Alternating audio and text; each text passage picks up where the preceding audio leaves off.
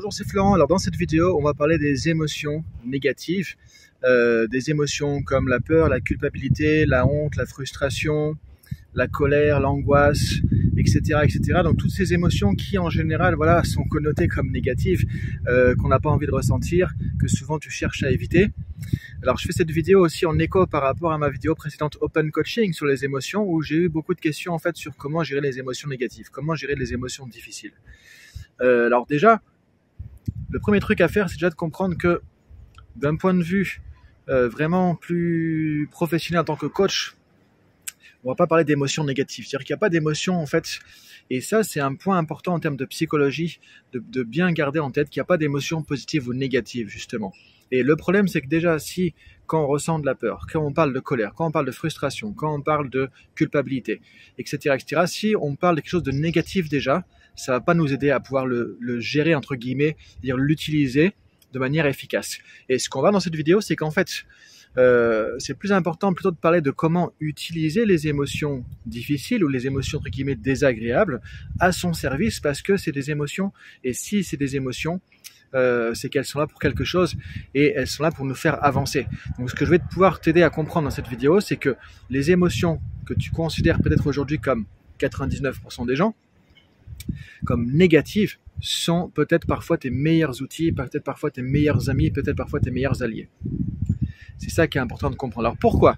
Parce que effectivement, alors déjà le problème c'est quoi? Le problème c'est que c'est des émotions qui donnent un ressenti désagréable. Forcément, quand on a peur, ça nous coupe le souffle, ça commence à impacter notre physiologie. Quand on a de la colère, on commence à ressentir parfois un mal au ventre ou des choses comme ça.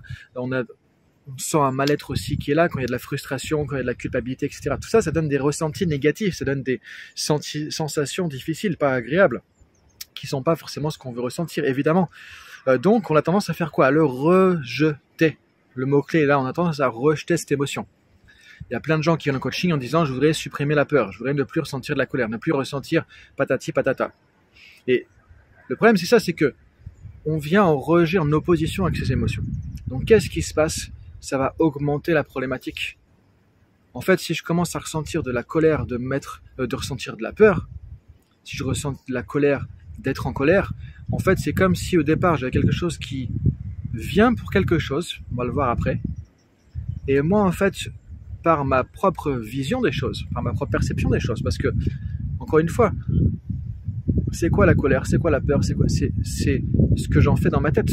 Donc si dans ma tête je perçois ça de manière négative, forcément que je vais créer quelque chose de négatif, de destructeur en fait. Et ce qui est important de comprendre, c'est que ces émotions, le problème c'est pas ces émotions, justement le problème c'est qu'est-ce qu'on va en faire, comment on va les utiliser. Et 99% du temps, on en fait quelque chose de difficile, de négatif. C'est pour ça qu'on parle d'émotions négatives. Alors qu'en fait, par exemple, au départ, la peur elle va servir à quoi? C'est-à-dire que si on a une émotion de peur, en quoi ça peut être notre allié? En quoi ça peut nous aider justement une émotion de peur? On dit parfois la peur n'évite pas le danger, donc c'est rien d'avoir peur. Ok, ça évite pas le danger, mais ça vient nous prévenir du danger. La peur vient nous prévenir d'un danger.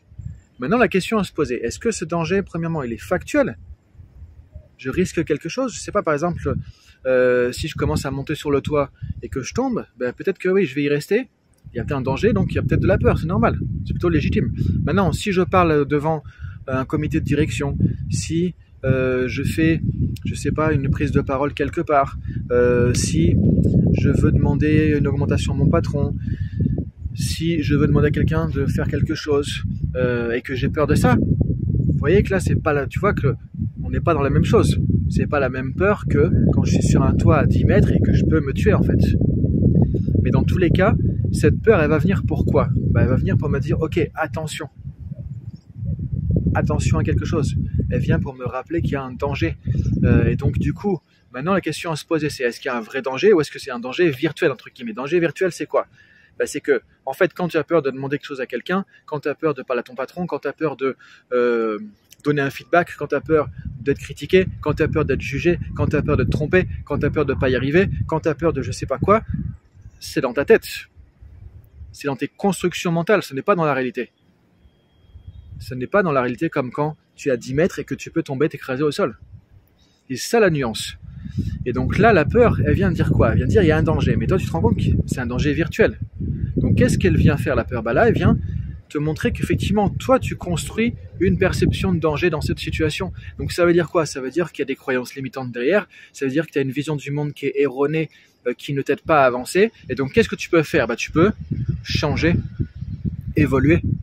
Donc la peur, tu peux la prendre comme un feedback, un indicateur, comme sur une voiture, le voyant rouge là qui te dit que le moteur est en train de chauffer, ça va prendre feu. Donc là tu peux dire ok, j'ai peur de demander ce truc-là à cette personne, j'ai peur de passer l'action, j'ai peur qu'on me critique. Et là du coup tu peux voir qu'est-ce que tu dois travailler. Tu peux travailler sur la critique, tu peux travailler sur le regard de l'autre, qu'est-ce qui se passerait si tu fais une erreur et que tu es critiqué ou tu es jugé, etc. Donc ça va te faire travailler sur toi pour te rendre compte qu'effectivement, quand tu travailles sur la critique par exemple, tu te rends compte que la critique, encore une fois, c'est quelque chose de conceptuel, ça n'existe pas en soi, cette peur, elle va s'éliminer parce que tu auras travaillé sur la critique. Tu diras la critique, ok, si on me critique, c'est ok, je prends les informations qui sont utiles et le reste, je prends pas. Donc maintenant, j'ai plus peur de la critique parce que c'est quelque chose qui est acceptable, qui n'est pas un problème pour moi, donc j'ai plus besoin d'avoir peur. Donc la peur va disparaître naturellement. Ou alors elle va rester à un niveau minimum alors qu'elle était à un niveau maximum. Pourquoi elle était à un niveau maximum? Parce que tu rajoutes tout un tas de ruminations mentales et que tu rejettes l'émotion au départ. Et donc c'est toi qui ajoutes en fait du négatif, c'est-à-dire que les émotions négatives, elles ne sont négatives que parce qu'on les rend négatives. C'est ça qui est important de comprendre. Ça s'applique aussi avec toutes les émotions de ce type-là. Par exemple, la colère. Souvent, la colère, c'est quoi? Ça nous permet de nous manifester, de dire qu'on a été enfreint, quelque chose a enfreint nos valeurs, qu'on a été peut-être pas respecté, on s'est pas senti respecté. Donc ça veut dire que nos valeurs ont été, en tout cas, malmenées par quelque chose. Donc ça veut dire que soit il y a quelque chose que je dois rectifier, soit je dois exprimer quelque chose, soit je dois revoir mes valeurs peut-être. En tout cas, il y a quelque chose à faire ici.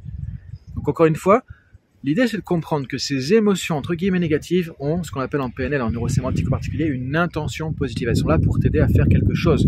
Et est-ce que tu évolues avec de la joie? Est-ce que tu évolues avec de la sérénité? Est-ce que tu évolues quand tout est ok, que tu te sens en paix ou pas? Non, il n'y a rien à changer, tout est ok. Qu'est-ce qui te fait évoluer dans la vie? Qu'est-ce qui fait évoluer un être humain dans la vie? Les coups durs. Quand on se prend, bam, une claque de la vie et que parfois, boum, on en reprend une autre encore de l'autre côté parce qu'on n'a pas compris la leçon. Et là, qu'est-ce qu'on se dit? On se dit, ok, faut que je change, il y a un problème quelque part. Et si on est dans la sous-responsabilité qu'on veut changer l'extérieur, on dit, c'est à cause de la crise, c'est à cause de lui, c'est à cause de ça, qu'est-ce qui va se passer? Boum, on en reprend une autre parce qu'on n'a pas changé. Donc les émotions négatives vont nous aider justement à pouvoir changer, à pouvoir évoluer, à pouvoir grandir. Et c'est ça qui va nous permettre d'avancer le plus dans la vie. Donc c'est pour ça qu'on peut remercier ces émotions. C'est pour ça que maintenant, quand tu ressens de la colère, quand tu ressens de la peur, quand tu ressens de la frustration, quand tu ressens de la culpabilité, dire ok, qu'est-ce qui se passe derrière? Quelle est l'intention positive derrière cette émotion? À quoi peut servir cette émotion? Qu'est-ce qu'elle vient me donner comme message? Qu'est-ce qu'elle peut me dire d'important qui va m'aider à évoluer, qui va m'aider à grandir dans la vie? Et tu verras que c'est comme ça que tu vas pouvoir avancer le plus. Et que ces émotions, en fait, c'est des indicateurs qui t'aident à progresser, à sortir de ta zone de confort, à changer ton état d'esprit de manière à pouvoir avancer le plus possible dans la vie. Et là, du coup, quand on n'écoute pas ces émotions, c'est là qu'on se tire une balle dans le pied et c'est ça qui nous empêche d'avancer, en fait. Parce qu'on n'écoute pas notre intelligence profonde, en fait, qui nous donne tout ce qu'il faut pour avancer, pour évoluer, pour grandir. Et on sait que les émotions qui sont refoulées, qui sont gardées à l'intérieur, qui sont somatisées, détruisent notre santé aussi après. Donc c'est très important d'être à l'écoute de ces émotions.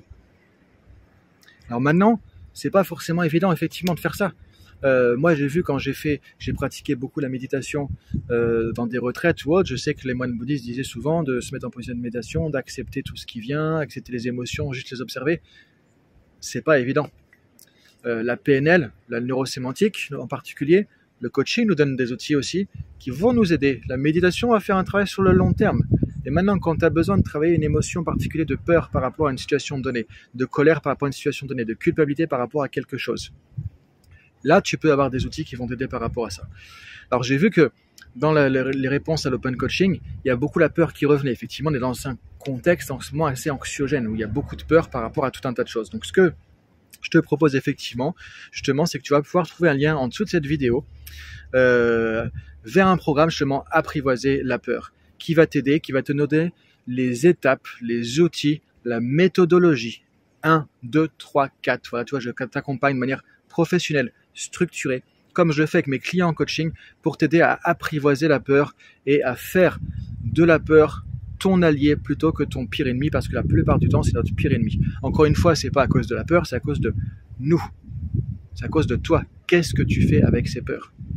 Et si on ne sait pas comment utiliser la peur judicieusement, on se fait hypnotiser, on se fait paralyser par la peur. On n'arrive plus à avancer. Et moins on avance, plus on imagine de choses, plus on renforce la peur. Donc ça peut être un cercle vicieux infernal. La seule chose à faire, c'est d'arriver à comprendre comment la peur fonctionne. Qu'est-ce que la peur vient me dire? Comment je peux travailler avec ça? Et là, du coup, tu vas pouvoir évoluer, là, tu vas pouvoir changer, et là, tu vas avancer dans la bonne direction. Donc, si ça t'intéresse de pouvoir apprivoiser la peur, de pouvoir améliorer ta vie et dépasser la peur, de même faire de la peur un moteur, un turbo pour passer l'action de manière plus efficace dans ta vie et d'en terminer avec la peur qui te paralyse, de faire de la peur ton meilleur allié, tu peux regarder avec le lien en dessous. On se retrouve dans le programme Apprivoiser la peur et je te dis à très bientôt. Salut!